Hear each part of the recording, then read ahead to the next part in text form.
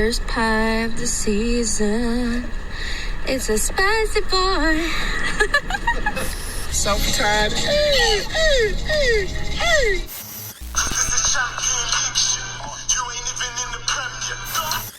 Chef Theo, turn it up. Unending, so deceptively incomplete. Wash away your sanity. What is left is a picture I've seen. Painted on a dark scene.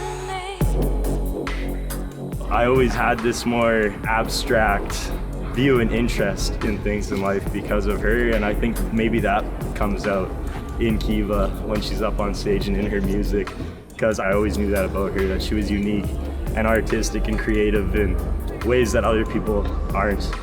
She's kind of created this dark dream kind of thing. It's a little bit make-believe, it's a little bit ethereal.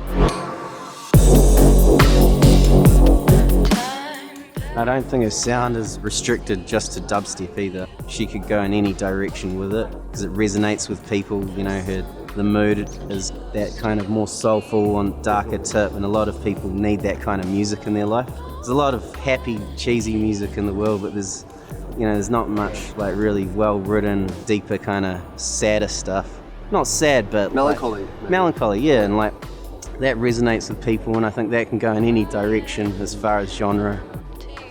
The Deep, Dark and Dangerous label, provided a great platform for the Khiva sound to get out there and reach a new audience, and her sound fits perfectly with what we do, and she's definitely like grown a fan base very quickly.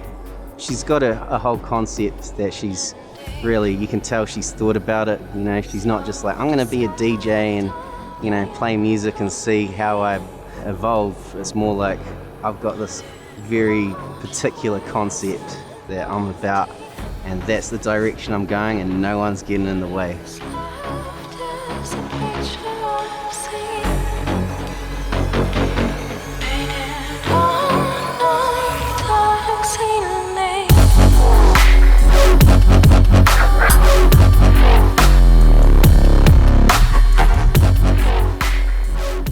Yeah, she definitely stepped up her game incredibly quickly. It's also been really interesting watching her style as it's progressed and developed. Just badassery, I want to say. Like, she's just a badass.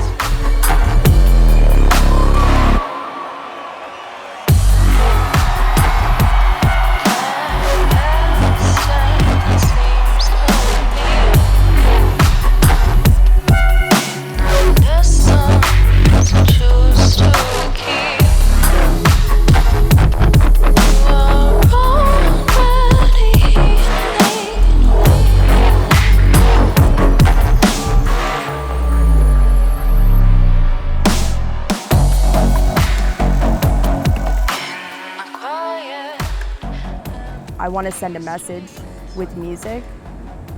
What I try to think about before any set is how well can I channel right now, essentially. The interaction between myself and the crowd is everything. I really don't like when I don't feel connected to the crowd. If I can't see them, if I can't hear them, you just feel like you're by yourself. I've always wanted to create music. I've always wanted to showcase my art. That's what's important to me. The entire performance aspect of DJing as well is really important to me. It moves people, the same as, a lot of live performances that I've seen have moved me. I want to do that for other people, so DJing is so important for me in that way.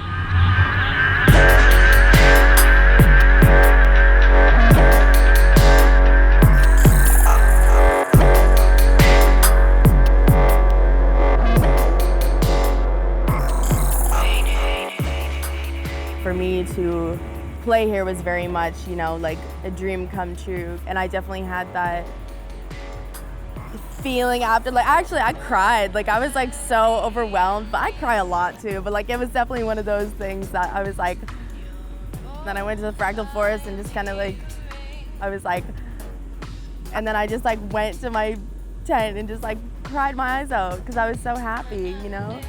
You look forward to something maybe for a year, and then you get there and it's an hour. So it's very much like, you know.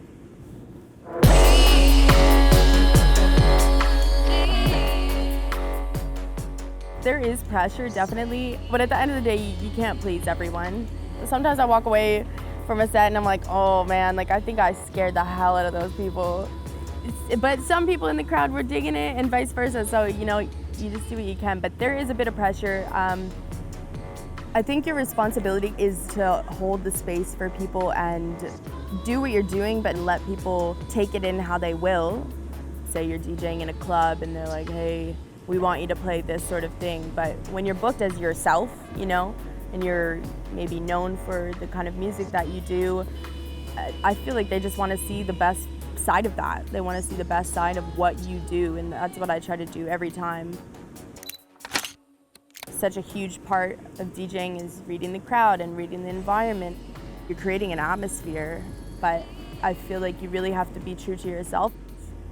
Just staying in line with that, I think, is the key, you know? Not doing things necessarily because you think it'll win people over, you know? I don't think that's something I could ever do, and I feel like that alleviates the pressure because you're like, okay, obviously they want me here for a reason.